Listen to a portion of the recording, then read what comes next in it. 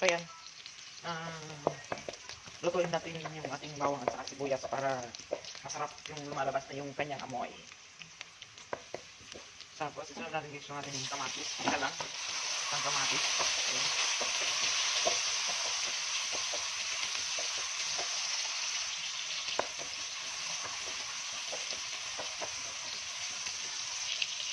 Lagyan natin ng paminta.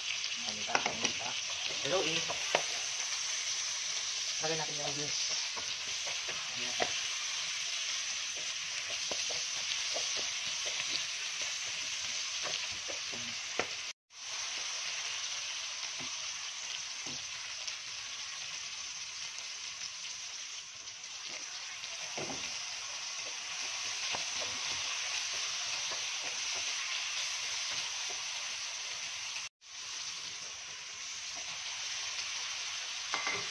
Ayan.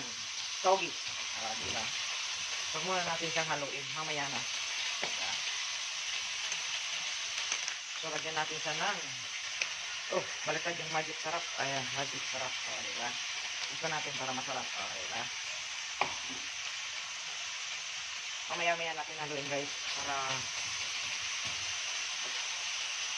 haluin natin. Ayan.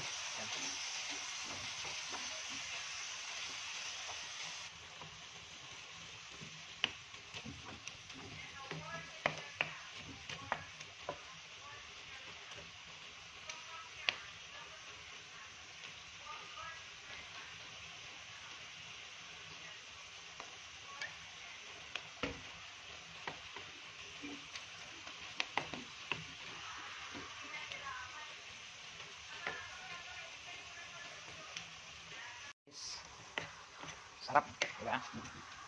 Nagtubig siya dahil sa sprout. Ayan. So, kasi may kamatis siya, ay nagtubig siyang mag-isa. Kaya hindi na natin lalagyan ng kaunting sabaw. Ayan, tama na yan. So, ang lalagyan natin guys na sahog is yung leftover. Ayan. May prito ako, leftover ko siya. Ayan, leftover ang ilalagay natin. Diba? Tira kahapon. Ayan, leftover. Masarap siya. Diba? So, ayan. Yan ang ating ulam. So, ayan. Mamaya i-mix natin siya para yung lasa ay dumikit sa ulam. Ayan. I-mix. Lagyan natin sa ayan. Diba? Mas lalong sumarap. Diba? Diba? Sarap na siya.